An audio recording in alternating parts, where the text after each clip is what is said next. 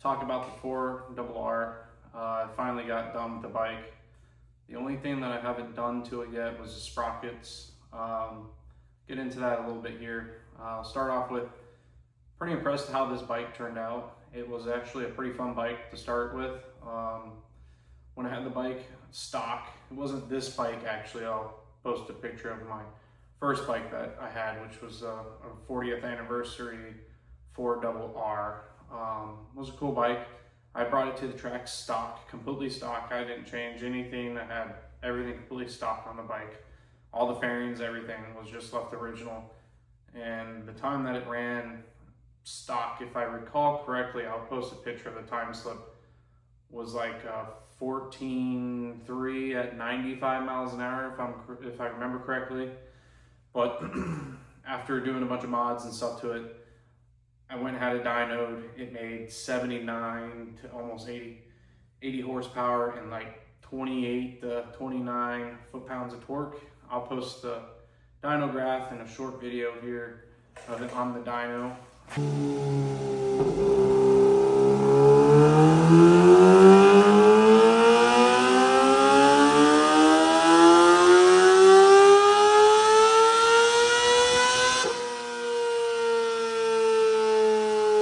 Unfortunately, I wasn't able to get this one on the dyno with the video. The guys were pretty busy. I couldn't get in there and get a phone in there, record the bike getting dynoed, which it's the same bike. It made a little less power than the last one. That was because I did a airbox mod on the 40th anniversary. This one I left completely stock. I didn't want to do any like special modifications to it or anything. I wanted to keep it just as OG as possible for if somebody wanted to just throw in some mods and bolt in some fill, just basic stuff to the bike. I wanted to keep it original, so any person that does the same mods will get the same results. Each tuner, it varies, gas and all that stuff. So, but this bike, after it was all done, dyno tuned, this one made about 78 horsepower, actually 76 I think, and about 28 foot-pounds of torque. The fastest that I actually got this bike down to in a quarter mile with everything that's done to it, which is the exhaust, intake runners, air filter. It is tuned for 93 and a switch map to VP 110 race fuel. I did take it to the track on the VP 110, and obviously in the last video, my track days video, the one before this one, the bike ran a 13.1 at 106 miles an hour. So you're getting more than a second off your quarter mile time, and you're gaining 10 plus miles an hour in a quarter mile. That's pretty crazy for just a couple cheap mods to the bike. The bikes are pretty cheap right out of the box. I think they're MSRP just under 10 grand. You put probably $2,500 into it, or you can probably be cheaper with the exhaust and everything else. You get, a bike that's dramatically different, and the RPM range is a lot different too when you get it tuned. These bikes have a lot of issues with high RPM and the fuel response. So basically what happens is when you're wide open throttle and it's a higher RPM, technically it's cutting off the throttle. I don't know the exact percentage, but you're at 100% throttle, but the ECU is telling it only give it 25%. I don't know why Kawasaki does that. I guess they kind of just keep it that way to keep it more efficient, keep it from overkilling itself, from revving too high. I'm not too sure why they do it that way, but definitely worth getting these bikes tuned with an exhaust system. The runners aren't really, I would say, worth it.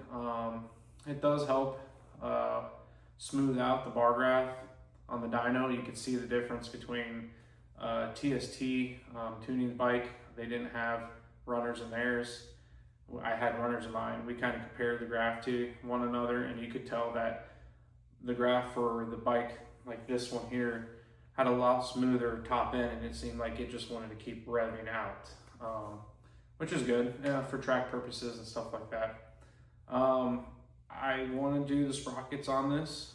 As I get into the sprockets here, the sprockets that are on these bikes from factory is basically set up for street driven. So you're not revving out really high on the RPMs on the highway.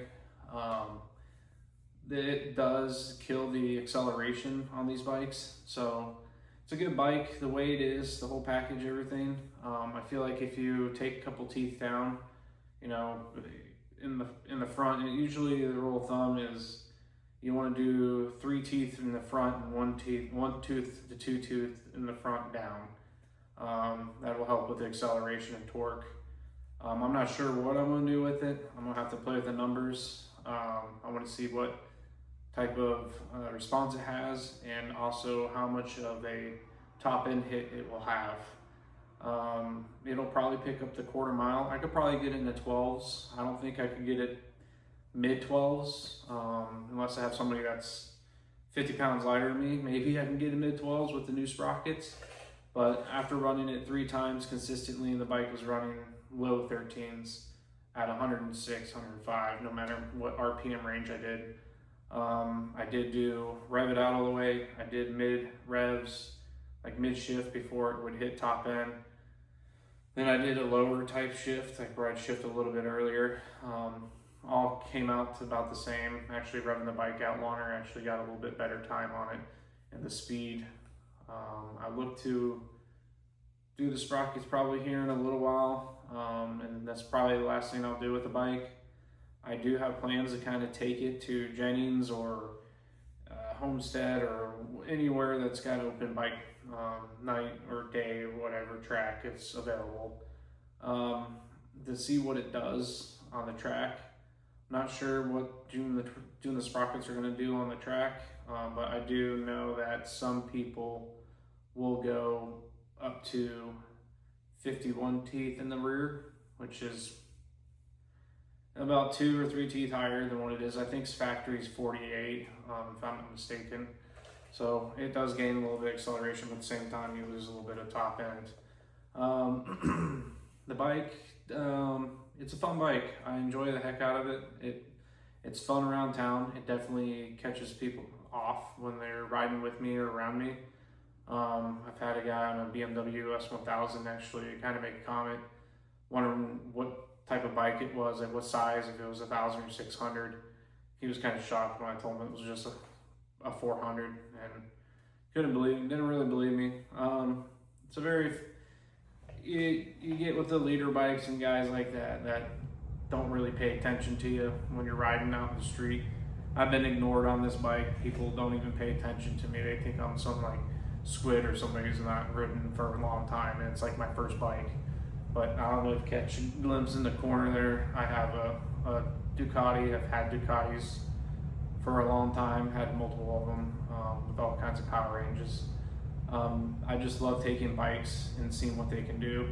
So the 4RR is like, I guess, a bike most people will be able to afford and can do things with and actually get good results with. Like this, I could probably outrun my Panigale in the corners with this bike.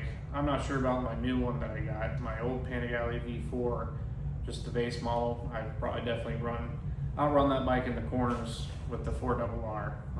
The V4R, not sure yet, haven't had it on the track yet, but I'm sure it could be a good competitor for it in the corners. But if you're looking at buying a 4RR and it's your first bike, it's a great option. It's a little on the expensive side for being a first bike, but you get a lot with the bike. You can't get bored of it very quickly. You have quick shift up and down. You have a bike that revs out really high. It sounds great. It's an inline 4, so it sounds just like the leader bikes in the 600s instead of like your base 400 that makes like almost like a dirt bike sound. But yeah, I would highly recommend the bike for a first beginner bike. If you can afford it and want to do the stuff to it and actually take it to track days and whatnot. But there's not really too much I can do with this bike anymore. I will be going on to the next chapter. I will be uploading videos of my Panigale V4 and show you what it has done from basically stock to fully modded stage 2 and all the goodies attached to it. And then later on, once I do some more videos, I'll get my new bike that I have in the corner there, my V4R. And a lot of stuff is out for that bike. It's a very special bike. I am in the works with a few people to hopefully get some things going for it, and look forward to posting content for everyone and hopefully get more subscribers. I would enjoy doing this. This is fun. I like to be able to get different bikes and cars, eventually work into cars, do whatever that interests you guys the most. I don't know, this is all new to me, and I appreciate the people who are watching this video, taking the time, helping somebody who's new into this.